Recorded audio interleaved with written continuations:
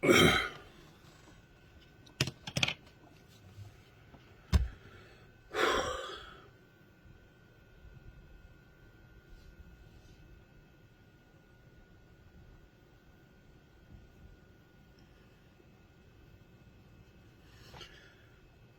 is June 2022.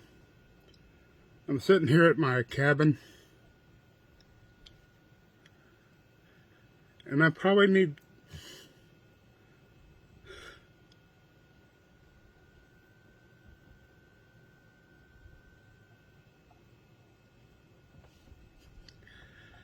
to talk about some things.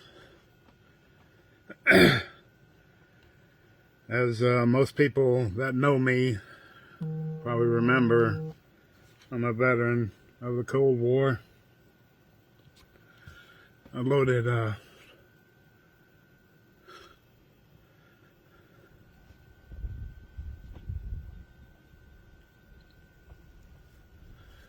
nuclear, chemical, and biological weapons during that time, and I still have pain from the damage that I could have done. Of course, I was a warrior, an American hero, they said, standing up to the Russians in the Cold War, facing them down, preparing for Armageddon. And I did my job, and I damn sure did it well. Thank God we never had to use those weapons. But I can't forget it.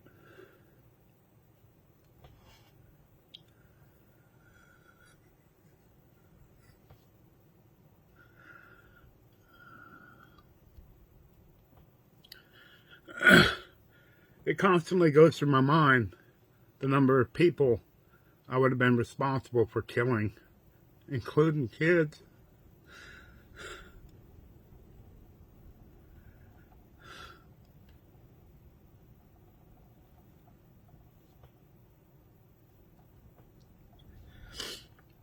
When I was the weapons crew chief, I literally signed for the bomb, and my crew loaded it on the aircraft and armed it and stood by, waiting for President Reagan. If they'd said go,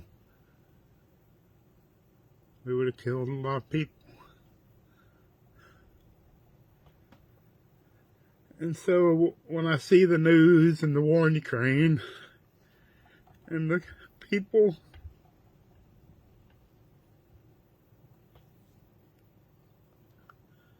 and the suffering, it's hard on me. And just seeing, us bombing Japan, old film reels and stuff like that, and I just can't get it out of my mind. And so today, some friends of mine were talking about nuclear weapons and stuff, and it seems like you hear it on the news a lot, like it's just some cool thing to talk about. And so I needed to come on. This is like therapy for me. As people know, when you watch my show, a lot of things that bother me I talk about, and this is the deepest. And so I'm going to start doing it on my show, trying to bring out these feelings that I haven't really allowed in 30-something years, and share them, not only for myself, but the world, man. This is not something to play with. I keep hearing people talk about tactical nuclear weapons. That's like a little bit pregnant. I mean, it's a silly thought. I mean, once you nuke somewhere, somebody, people, towns, that area is dead. Nobody will be living or being around that for decades. I mean, look at Chernobyl. Chernobyl, still domed over, can't live there. And that doesn't even include at ground zero, like a square mile, where people will be vaporized.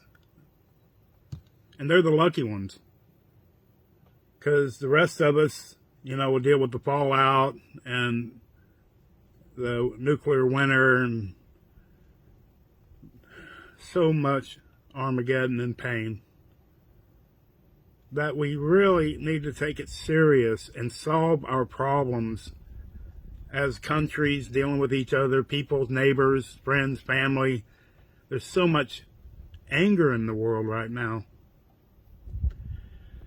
So as painful as it is for me to bring up these things and deal with them, especially publicly like this, I felt like it was time I needed to. So I encourage everyone to think about the hatred that's in our world and realize that we're all on this planet together and we have so much more in common than our differences, and our world is better when we can work together. In difficult economic times and hardships, it's your friends and family, your community, that makes the biggest difference in your life, not your bank account. So I ask for forgiveness for all the people in my life that I've pissed off, ruined relationships, lost jobs, ended up homeless over and over again. I'm finally starting to unravel this demon that's been eating away at me since the Cold War ended. I'm a good guy, and I'm nonviolent. That's why I couldn't stand it. I mean, I did my job in the Cold War, but that's not who I wanted to be. I didn't even want to have a weapon after the Cold War ended. I was a decorated marksman of the Cold War, and I didn't even want to have weapons around. Of course, a little different now, living out on the ranch and stuff, and the rattlesnakes don't care, and bobcats and wild pigs, whatever, but so I gotta have them. But in general, I apologize to those people that I had offended. For the first decade or so after the Cold War, I just suppressed the feelings. And they came out in different ways, and a lot of anger and stuff, you know, and unfortunately my family suffered.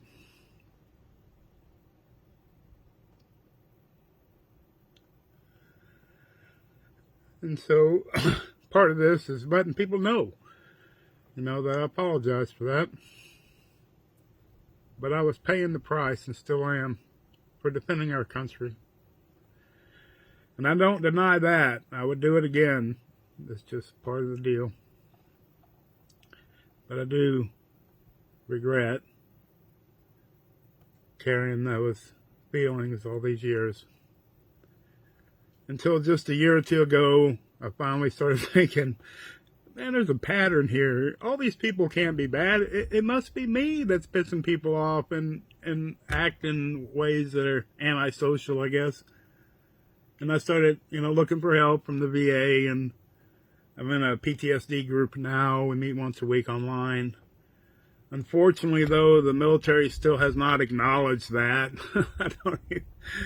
I'm not, you know, I've had a claim in for years now, just trying to get all this straight, and still can't get a hearing.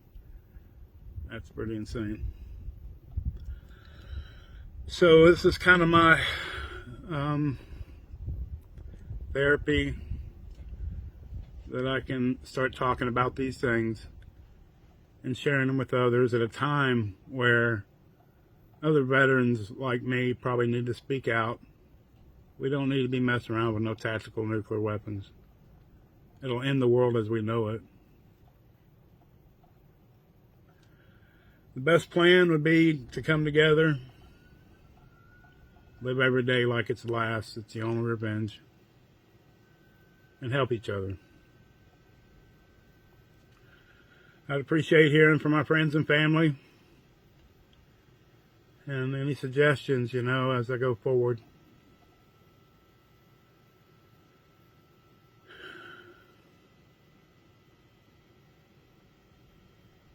And I hope someday soon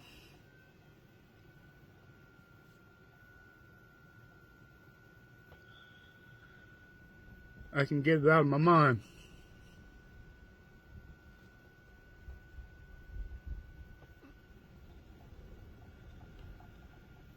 It's one thing to fight soldiers, but if Ronald Reagan had said to go, me and my crew would have nuked a hell of a lot of people, including kids.